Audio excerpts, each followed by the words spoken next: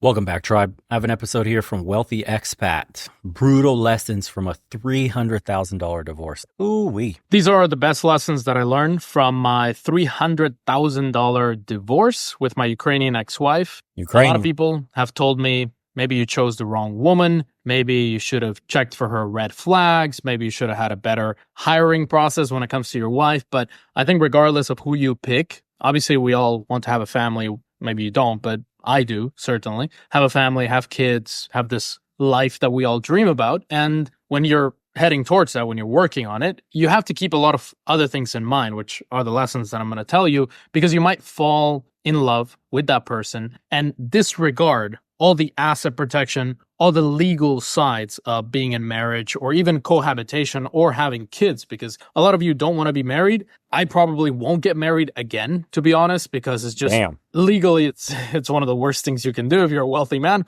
But if you're going to live with a woman, if you're going to have kids with a woman, then you still have some legal repercussions, specifically if you have children, right? So she could take the children away, use them for ransom, for your wealth, or overall the legal system is against the man, depending on the country where you live. So I'll tell you the lessons that I learned. I lost over $300,000, as I said, with my divorce. Obviously, a lot of time, obviously a lot of mental damage, and overall affected my business, my growth, and everything. The first thing is that everything I bought before, during, every time in the marriage, I bought it in my name. And this is something that people don't think about. Maybe you're going to buy a car and you want to buy it fast. Maybe you made some money in crypto or something. You buy it in your name and done. What I would recommend is before you buy anything large, properties, anything that is luxurious, land, cars, whatever, before buying it, look at what structure you can set up to buy that piece of land, that property, that is not in your name. Because if you buy a car in your name, now it's in your name, it's registered in the government system,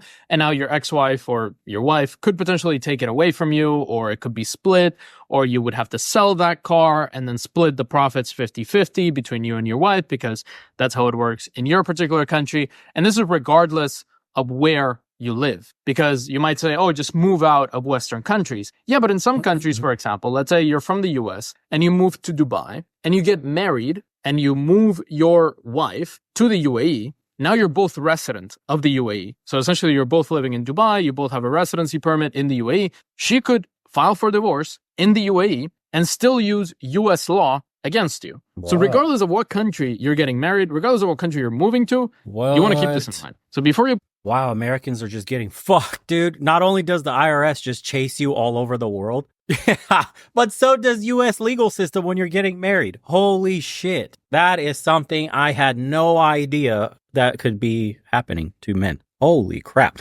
I'm actually stunned right now. I don't even know what to say. So if you get married in another country, she can use the U.S. legal system to still come after you? What the fuck? We need to do a deep dive into that one. Holy shit. If you have experience in that specific scenario, please email me information and title the email something like Divorce Overseas with U.S. Law, so I could just click through all those. Wow. Buy anything luxurious. I wish that the car that I bought, the properties that I bought, and I was in Ukraine at the time. I really liked Ukraine at that time, and I was living there mainly for her, to be honest, before the war. I bought properties, I bought cars, I bought everything in my name, didn't care about putting a structure, didn't even care about putting an LLC behind them, absolutely nothing. And that's why I talk about Cook Islands Trust, or having a trust, so much, because yes, it's a high price point. You're going to pay maybe $40,000, $50,000 to set up a trust in the Cook Islands, the jurisdiction that I recommend. But then that trust could own the properties, could own the car, could own everything. And a trust in the Cook Islands can pretty much own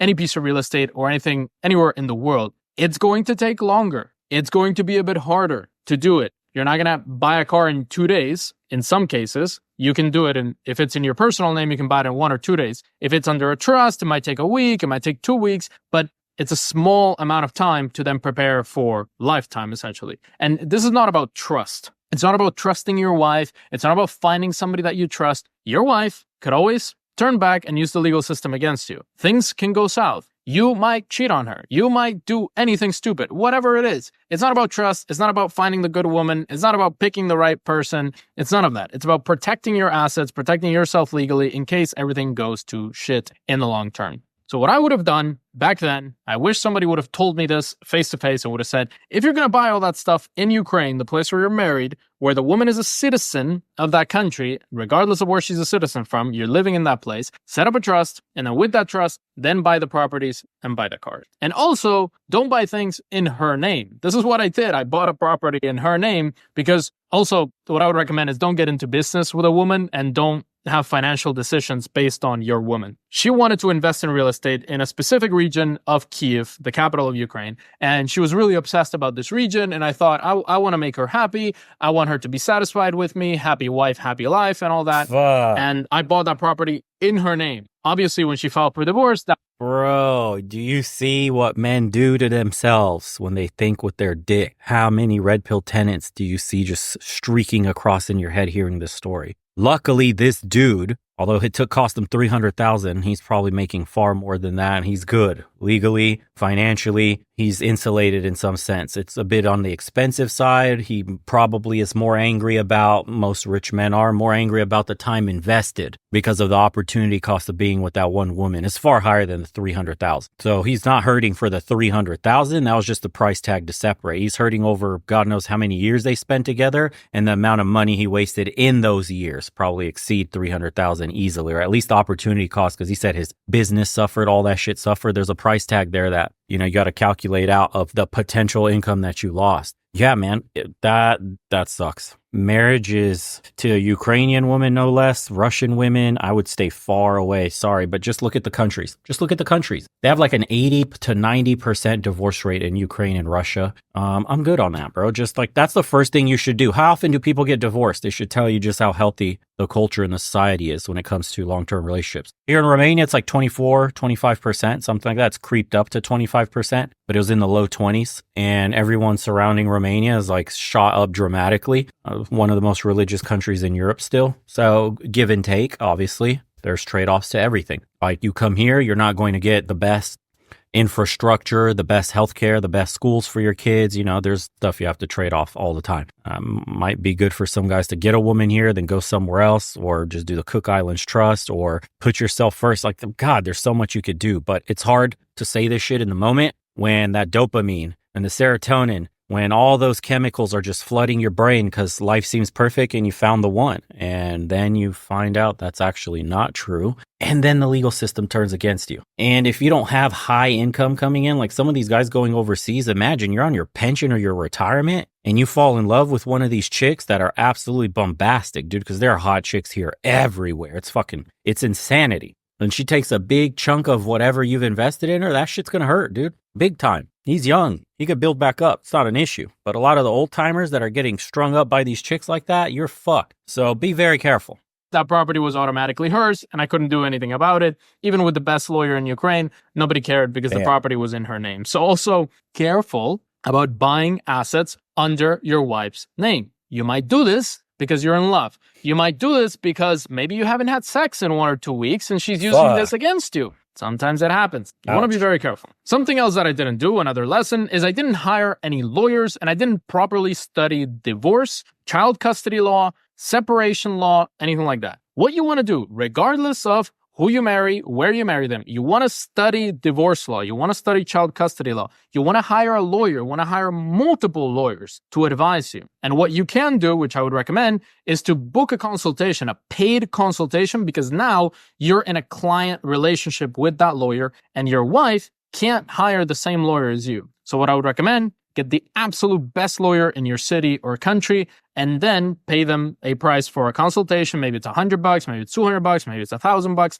Lawyers all over the world are much cheaper than they are in the United States or in the UK, for example. So a US lawyer might charge you $5,000, where a lawyer in the UAE or a lawyer in Europe or anywhere might charge you $200 for a consultation. And what you want to do, you want to have this consultation, you want to maybe sign an agreement, even though you're not paying them a retainer or anything, you're at least creating that client relationship so your wife can't use the same lawyer as you. And you want to study divorce law and you want to study child custody law, and you can use ChatGPT for this. It's pretty good. You can just put child custody law in this country, explain it to me, what percentage of my income is going to be used as the child support amount. And also careful, because let's say that you move to a new country and then you decide to set up a business in that country, and you have bank accounts in that country, and you make investments in that country, and you start moving millions through that country, if anything goes south, I'm a big proponent of caring for your children, spending money on your children, supporting your children, of course. But she might use that against you. The child might need $2,000 a month, but she's asking for $50,000 a month because she knows you make $1 million a month. And on a percentage basis, 50,000 to $1 million is only 5%. And because you have so many investments, so many things, so many companies in your name, you're moving so much money through your personal accounts in that country, she can now use that against you. And those $50,000, even though the child really realistically only needs $2,000, she can use that to buy her Louis Vuitton purses. And this is not about hating women. This is not about, I'm not bitter. I'm only 27. I'm not a bitter man. This is just, I've experienced some things and I don't want you to go through them because this can hurt. This can really F up your entire life if you let it. So study law, study custody law. Make sure you don't pass through too much money through your personal accounts. If you're buying property for a golden visa, for example, you can do that. You can buy property in your name because you kind of have to. But the rest of the properties that you buy, the companies that you set up, you want to be extremely careful if you're having them in your name, ideally under a trust or under an LLC of some sort. What I would also say is I got residency in Ukraine based on my ex-wife. This is something that I wouldn't do ever again, is moving to a country where your immigration and residency status depends on your wife or your girlfriend or anything. A lot of people do this. They move to a certain country, their wife is from that country, so they get a family residency permit. No, because now she has leverage over you. She can use that against you. If things go south, she can say, I'm going to call immigration, I'm going to get you deported. God damn. And you're always dependent on that person. This is probably applicable to the boys in the Philippines and in Thailand. Be very careful. You don't want that leverage over you because crap. she can use that leverage over you to then get money, to then get assets, to then get anything. There's also some psychological plays. I will never do that again. If I'm moving to a country with a woman because her family's from there, because we're going to have kids there, because anything, I am going to get residency by myself. Either there's a golden visa, or I can set up a business, or I can have some contact there that can give me residency or hire me, anything, but not through a woman. I highly recommend you. I know this might sound stupid. I know it's an easy way to get residency somewhere, just marry someone, but now they have leverage over you. That might push you to get married, actually. So you might say, oh, I'm never getting married again. And then you meet a beautiful woman and she's from Czech Republic or whatever, and you want to move there with her to be with her family and to raise kids and so on. And now you decide, okay, let's get married because that's the easiest way to get a residency permit, and then you are effed. So don't do that. God. Then other things is that I invested way too much in my ex-wife. If your wife is consistently asking you, oh, please buy me this, buy me that, buy me this luxurious thing, buy me this, buy me that, buy me this, buy me that, that then gets you into a loop of buying things for her. And that's how she got me to buy property in her name at the end. So, boy, oh boy, what pussy does to a man. Yeah, be very careful. Honestly, sometimes I think about that model they have over in Scandinavian countries where those women are super feminist and like absolutely want 50-50 in all scenarios. I mean, if we're talking marriage in the modern world with the failure rate that it currently has, why not be in a 50-50 relationship where the woman has to pull her away financially? Just think about it. If you're, look, bro, this guy was doing the whole traditional husband thing. She doesn't have to work. He's paying for everything. He's buying her luxurious shit, buying her properties. Shit blew up in his face, costed him $300,000 plus all the other expenses not even listed during the period that they were together, and the headache of moving your businesses, residency permits, all that bullshit. Imagine, why not get you one of these strong, independent, 50-50 boss babes who pay half for everything, right? If the headache is all the same, if the bullshit is all the same, why not lower your risk by going into a relationship 50-50? Apparently in the Scandinavian countries, I'm not quite sure, but they have very woke policies that are actually pro-men. So when a divorce and stuff happens, like men have more rights than in most countries, actually, because they're so woke, they actually fix some of the discrepancies there. Still not a good deal. But if you're in a relationship with a woman that is working, bringing home money, and wants to help you with half of everything, financially, that makes a lot more sense than this current setup, because look at what it can cost you. I mean, look, man, they are incentivized to break the contract, you see? Yeah, sell me on this shit. Even overseas, listen, I'm starting to get a bit darker shade of the red there on marriage in general, because as good as the laws can be in your favor, no matter where you fucking go, they are still slaves to their emotions. The programming is the same worldwide. You may have societal pressure that keeps people in line, but for how long, right? What does 20 years later look like with your wife when society is becoming a lot more liberal in these more conservative countries where a divorce is no longer seen as a big deal? It's now accepted and widespread. What's 20 years of income building, asset building, investments, retirement, all that shit look like for you? I don't know. These are questions I ask myself all the time, man. It's a fucking scary situation to be in. We all want a family. We all want to lead a successful household. We all want, is it becoming like the Disney mentality for men now? To think that you could have what your grandpa had? That you could get a good, loyal woman? I don't know. It's hard to say, dude. It's hard to say. Are there good women out there? Of course there are. That's not what I'm saying. But what the fuck does that look like over a span of 10 years, 15 years, 20 years? I don't know, dude. I don't know. You want to be aware of this. I'm not hating women. I'm not saying you shouldn't invest into a woman, but the more you invest, the more she expects more investment and more and more and more. So buy me the Birkin and then buy me a car and then buy me some real estate and then buy me multiple pieces of real estate and then it just keeps compounding. So you want to keep that in mind. It's all psychological plays and you want to be very careful. God, his ex-wife had to be a fucking smoke show. I guarantee this guy was busted open the wall. And the last thing that I will say is that she used her beauty and her sexual appeal against me because she had leverage over me. So imagine all the leverage that this woman had over me. I moved on a visa for marriage. So I moved to Ukraine based on a visa for marriage. So once she had the immigration leverage, then she had, because I was buying so many things on her name, because I was buying so many things for her, then she had the asset leverage. I also was buying everything in my. See, though, look, from a red pill perspective, just check it out. This relationship is so one way. So he's trading, or I should say she traded her beauty and sexual appeal straight up for his wallet, like in a very transactional manner, where they were negotiating against each other in that sense. He came from a position beneath her because of that. You need to get a woman, dude, that's willing to invest in you, even if she has very little or nothing at all. Like a woman that's going to offer her bank account to you, offer her savings to you. If you have a dream or a goal for which both of you should be in the future and she's actually offering to help make that a reality, that's a completely different mindset. That's a whole different woman. That relationship dynamic is far healthier than the constant negotiation through trinkets and luxury bags and properties and whatever else buying your way into her heart. Bullshit that a lot of men do. Because a lot of men will go overseas. Obviously, their incomes are far higher than what the local population is making. So they splurge on these women. And these women learn that this guy splurges and will keep asking for more and more and more. And you'll keep giving more and more and more. Because, again, they move that line in the sand constantly. It never stops. Like, that becomes the new standard. So be very careful, dude. I don't know. It's fucking brutal. To meet a genuine woman, it's getting harder and harder. But this we all know. It's all damn near impossible in the West, but shit, here in Eastern Europe, it's happening too. And Southeast Asia is rapidly modernizing as well, especially in the capitals. So, yeah. Experienced divorce attorney here, Pennsylvania, New Jersey. There's no way I would get married in the USA or Canada, especially if you're ambitious and successful. If you're considering marriage, you must go in with your eyes open. Oof. Using sex as a leverage, huge red flag. Moral of the story, don't be a simp. I had an awesome Ukrainian, quote, girlfriend, but I would have never married her for the same reason. Beautiful women, and they love money. You had a legal sex worker. The fact that she's Ukrainian was a first red flag. Ukrainian, red flag. Damn, 600,000 here, but peace and happiness is priceless. Never again. Lost over $500,000 in my last divorce case. It was quite devastating because I worked really hard for my money. I'm glad that after 2 years, I'm beginning to find myself financially with pro help. Shit. The business guy on here had a hilarious quote from a client. My marriage is based on trust, and that trust is based in the Cook Islands. Oh, shit.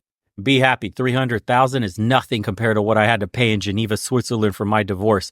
That procedure took more than 5 years. Oh my God. Marriage equals financial shit. If you marry here in Saudi Arabia, you will not face this issue. You ignored so many red flags, my man. Anyway, you're still young and you learned your lesson. Yeah. Oh, the dude's 27. Oh my God, he'll be just fine. Yeah. Holy shit. Share your experiences. Oh, yeah. If you enjoy this episode, don't forget to like and subscribe. We're being compressed hardcore. Channel's Wealthy Expat. Links are in the description below. Follow the second channel if you haven't. Take care, everybody. Be safe. Read about the Cook Islands. We'll see you on the next one.